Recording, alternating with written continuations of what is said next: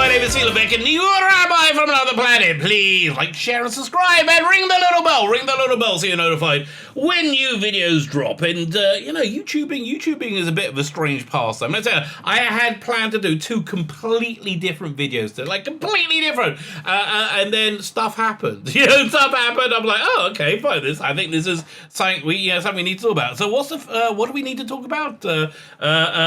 Eddie Robson. Eddie Robson is a pretty good writer. I like a lot of his work. I think he's a pretty solid writer. He does a lot of Doctor Who stuff, a lot of things for Big Finish, which are radio plays. He writes the 2000 AD a lot, which again, comic book I absolutely adore.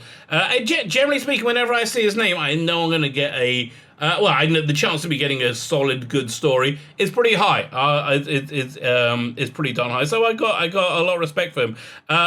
Sadly, however, he's a moron at the same time. He's an utter moron, which is a bit it was axiomatic, I think, but axiomatic. I'm not sure what the correct pronunciation, what the correct spelling and/or pronunciation is. But the other thing that I think is just a huge oxymoron is what's driving people to be incredibly racist. I think it's just incredibly racist.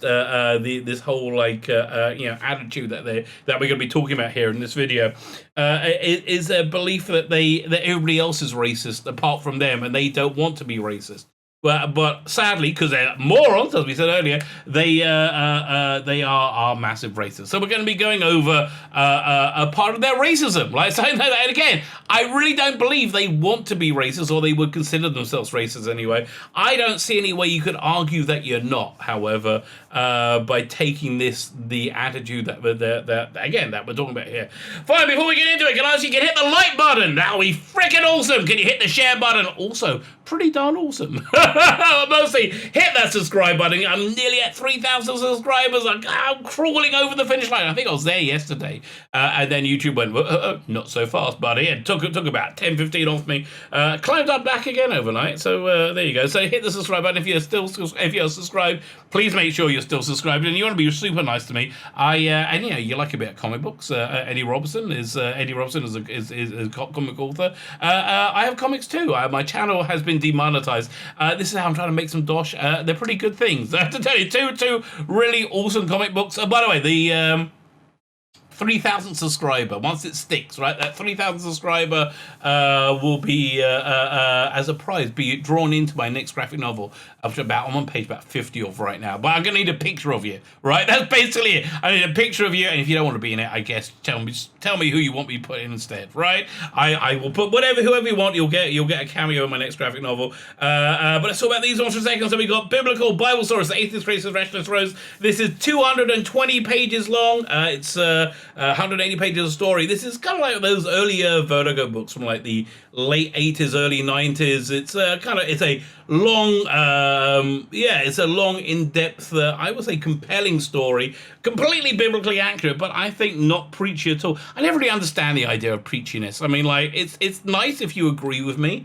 If you have the same worldview, I don't mind people agreeing with me. I don't need anyone to agree with me though. So live how you ever want to live, baby. I don't really care. But anyway, this is I think a really compelling tale, tying together things you may have heard of: the Tower of Babel, the Flood, the Book of Jonah, the Raven. All these things come together into one, I think, seamless narrative, which represents, I think, the intention of the author, whoever that may be, depending on your theological your theological worldview. We also have this, the Imperium, a love letter to telefantasy, which I adore, of the 1960s. So basically, imagine James Bond, Emma Peel, Patrick Troughton's Doctor Who, the Black Slab from 2001, and a monkey in a spacesuit. This is 105 pages long. Freaking awesome, freaking awesome book. Lots of toilet paper thrown in because I think you need toilet paper. And if you get both books, you get the extras. You can get the extras without the books. I'd rather you get the books. So the extras are the For the Male Gay series, a series of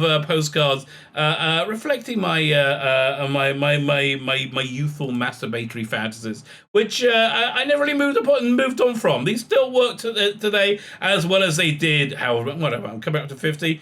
about 40 years ago. They still work pretty darn well. If we hit $8 grand, everyone's going to get this poster, a Bohemian in Time and Space. And then, if we don't hit $8 grand, we're near there. But if you can get it as an add-on for $3.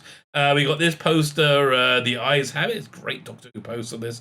And this one, Great Balls of Fire. Oh, now the program is just totally frozen. 1 second. There you go, Great Balls of Fire. And finally, we have Forever Young. We have a new piece of artwork. I kind of premiered it last night, but I got the feedback to change a bit and piece there. So we're probably going to launch that one on Thursday, my Thursday stream. There you go. Fine. So let's look at this. So this thread starts off with Dan Slott. Dan Slott is genuinely hated by comic book fans. I can't remember what story he did. Did he do the Captain America Hydra story? Which basically, yeah, he's not well liked. He's not well liked by comic book fans. Who's more disliked, him or Tom King? That's a hard question. About equal. I think Tom King may be more disliked, right? But okay, so let's see where it starts off. When adapting comics into TV and movies or rebooting comics today, there's no reason to have iconic characters be straight white men. So, yes, there is. Yes, there is. And here's the thing. Here's the thing for people who have a really kind of strange view of identity and self. That our ethnicity and our sexual orientation are not interchangeable. These are core parts of one's identity, right? Core parts of our identity. Like no one would argue that a black man, his skin color, is not a part of his identity, right? Nobody would be like, "What?" Yeah, because you can't argue you experience racism currently because of your skin color and say that's not part of your identity, right? Those two things would contradict each other. Equally with your sexuality and your gender. You know, it's like these are all core parts of your identity. Now, if you can change those things and still, you know, epitomize the character and get to new ways and new things within it, that's great. And when they do that, it's really good. I mean, the great example is Starbuck in Battlestar Galactica, right? The reason why that really worked, in my opinion, is that when they made her a female. First, you had Katie Sackhoff, who's brilliant. Katie Sackhoff was just absolutely fantastic in the role, but also they kept the DNA of the role, everything that was really essential to the character of Starbuck, right? But they made her into a woman. They feminized her, right? They feminized her, and while keeping the essence of the character. So by keeping the essence of the character, interesting characters normally have detriments, normally have things that are they're weaker about, yeah, which makes you relate to them more because they become, you know, more human. But they don't do that when they just brainlessly gender or race swap things because they can't write people of different ethnicities. Okay, the only reason that it was that way in the comics when they created in the 30s and the 60s was that was the default. Why is that? Why was that the default? I'll explain why that was the default. Because the vast majority of people were straight white men. The vast majority. So, you know, there's between the 30s, the 60s, and now, in terms of the vast majority of being straight white men, nothing. The vast majority of people are still straight white men. The only thing that's really changed is it's become socially acceptable to not be a straight white man. I'm not going to argue against that. It's probably better for society that that we are tolerant of one another. And I think the proof that it's better for society that we're tolerant of one another is that a lot of these people white knighting for non-straight white men, much like Dan Slott here, have a complete intolerance for white straight men, right? So, you know, I would say being white and straight is something pretty intrinsic to the character of Tony Stark, right, or Thor, or any of the Judge Dredd. I think being straight and white is really kind of important, especially even though Judge Dredd never has exhibited any sexuality, right?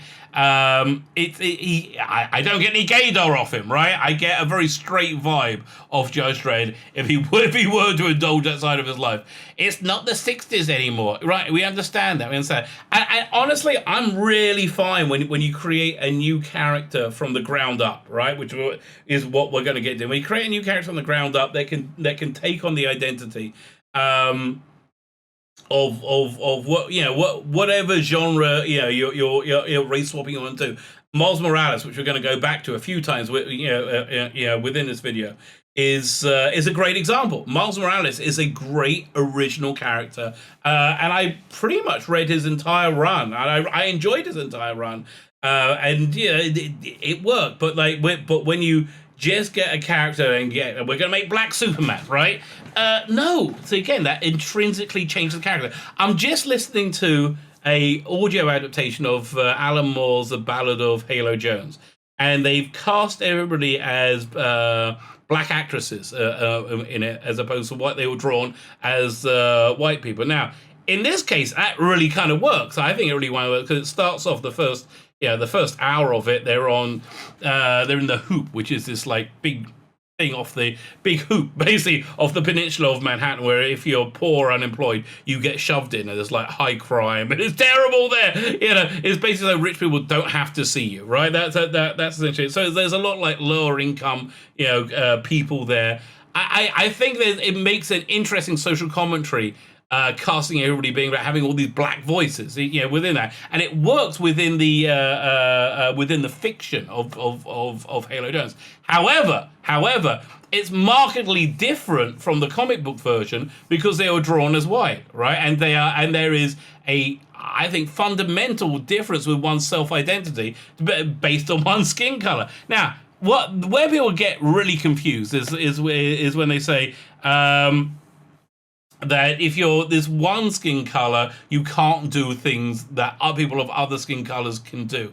That, of course, is nonsense. There's nothing stopping anybody doing. I mean, it's probably easier to get a golden tan. I think, if you're white, right? Well, if you're not me, okay. If you're me, you have a setting where you go from like a white loaf, like a blotchy red white loaf, and then if you're in the sun a millisecond, and I mean literally a millisecond too long, you turn into a red lobster, right? There is no golden tan with me. But if you are somebody who is able to tan, it's probably being white will probably be easier to do that. But yeah, generally speaking, I don't see one's skin color as being a barrier to anything whatsoever. However, saying that there makes no difference in one's self-identity, one's skin color, is simply nonsense, right? Simply nonsense that people like Dan Slott constantly contradict themselves.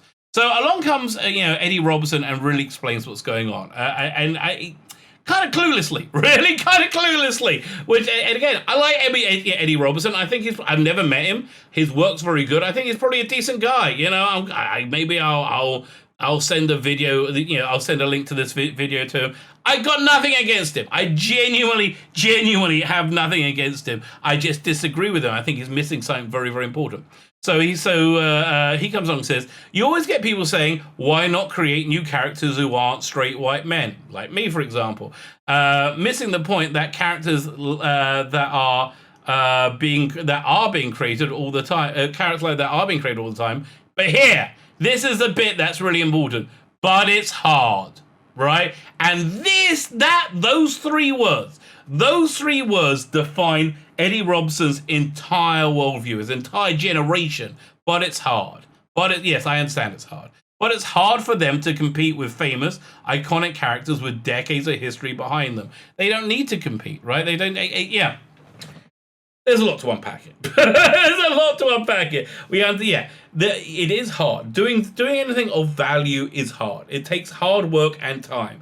And if you try and get a shortcut, which is what you're saying here, we need an instantaneous shortcut. If you try and get a shortcut, it instantly fails because that has to be built up. We talked about Miles Morales as Spider-Man, right? So that's got about 10 years of production history, I think, right? 10 years of, must be, I mean, at least that, right? And it's reached the point where it's got enough of, enough rich mythology that you can start making movies out of that. But it takes minimally 10 to 15 years of doing very, very, very good work with interesting, compelling characters. Simply changing somebody's skin color or sexual orientation doesn't make for a compelling character. And the second thing on top of that is, whenever these idiots do that, right? Whenever they do that, they're unable to write any flaws into the character, making them completely unrelatable. A great example. There's so many examples of this. There's so many examples of this. We see all over the place. I would say, the first thing when they came up with the character of Michael Burnham in Star Trek Discovery, the first thing they thought about her wasn't that she was an orphan who was raised by Sarek. It wasn't any of that. It was her skin color and her gender. That were the first things that they came to mind, and because she is a skin color and a gender that isn't white male, they then can't write in any flaw into a character. So we have what's called a Mary Sue.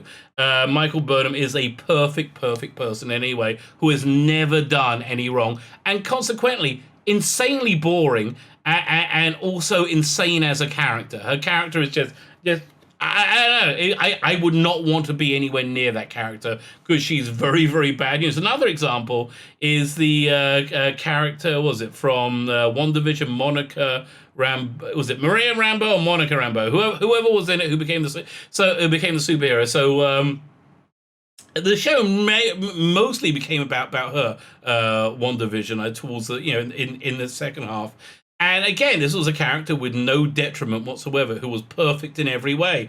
Because that's how they write characters who are black women. They have to write them perfect in every way, making them very, very dull. Now, when you make a character that's intrinsically non-white male, Black Panther, for example, and you build up a mythology around it, then you can actually make it part of the DNA, and it really works. The reason the Black Panther movie, well, amongst the reasons the Black Panther movie worked, I think it worked very well. I mean, other than Chadwick Boseman's performance, which was great, right? So compelling. I loved him from the first moment you saw him in Civil War. I'm really into him. I'm really interested in him. But what it did was, because he was an organically black character, that movie explored the black experience in the United States of America, right? And it was a argument between Malcolm X and who was it? Reverend Dr. Martin Luther King, Dr. Reverend. I'm not sure the quite way of saying it. I've seen such reverence for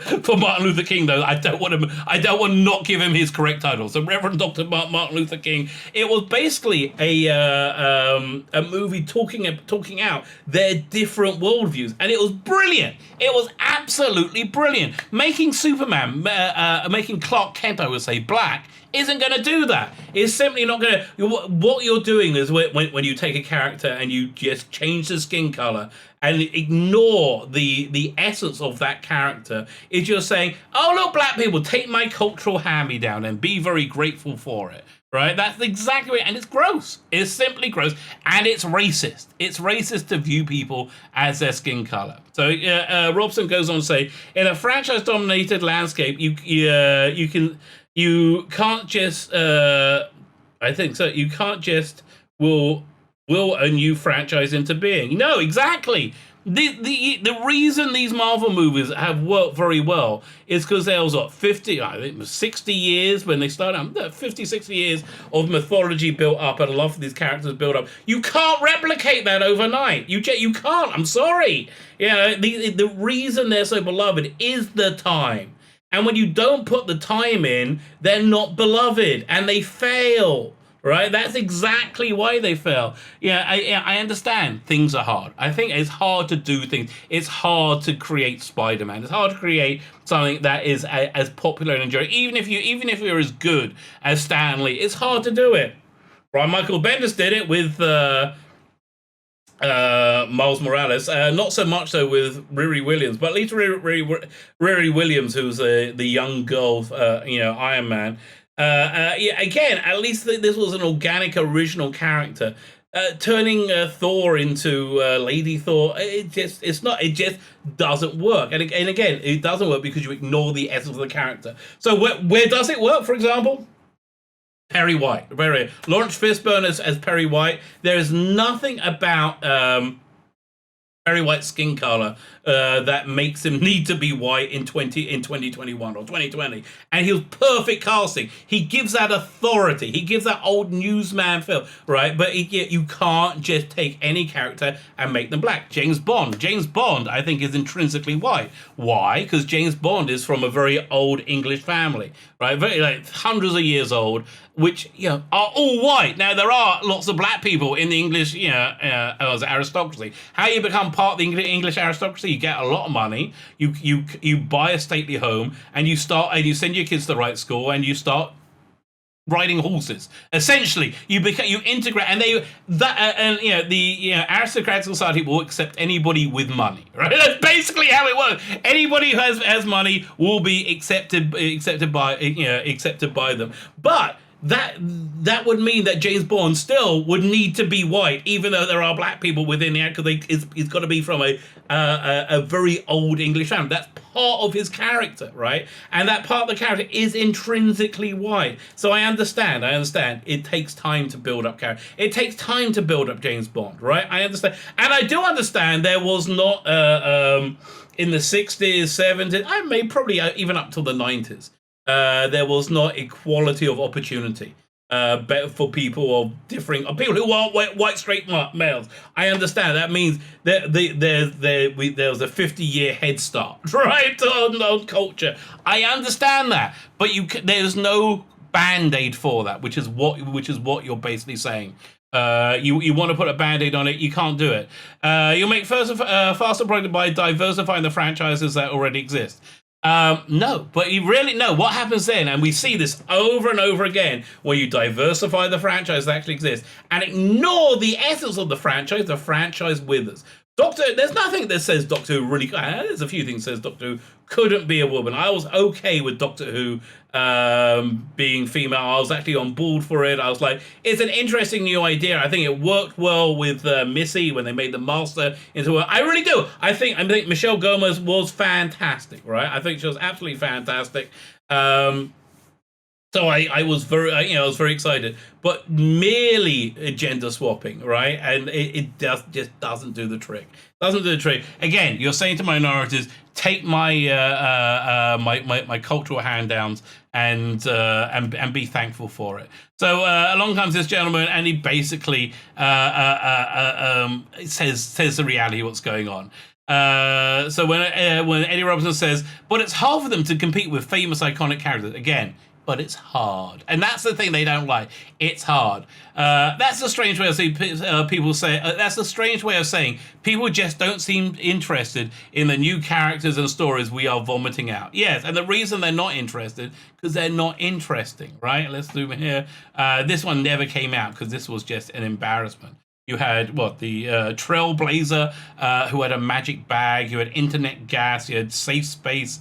It looked awful. It looked awful. It looked like a parody. But again, the reality looks like a parody now. And then this is Captain Marvel. This man is apparently Captain Marvel. No, you see, yeah, it's okay for people to be feminine and masculine. But again, these weirdos, these weird woke skulls, they don't like the idea that there's something intrinsic about one's gender, ethnicity, skin color, and there is, and there's no shortcut around it. And when you try and find a shortcut, you make garbage. You make garbage like this that no one is interested in whatsoever, and has in effect destroyed the comic book industry. Pretty much destroyed Doctor Who, pretty much destroyed Star Trek, pretty much destroyed Star Wars. You know, it's they do not occupy the same cultural space as they did before these magpies came in and tried to use them as platforms to convince people that black people were people too. Something that basically everybody in society wholeheartedly believes and has done for decades. Absolute decades. So Eddie, love your work, mate. I do love your work, and if you deserve a right of reply. If you want to come on the channel and we'll talk it out, I'll have it. Listen, I'd much rather it be respectful. Be honest with you, I don't see any need to get into a fight with him, but I fundamentally disagree with you, and to the point where I think you are actually genuinely being racist. You're actually genuinely being racist to counteract what you see as racism, right? So maybe think that one through a little bit further. My name's Tzvi Lebetkin, the Rabbi from another planet. Please like, share, and subscribe, and ring the little bell. Ring the little bell so you're notified when new videos drop.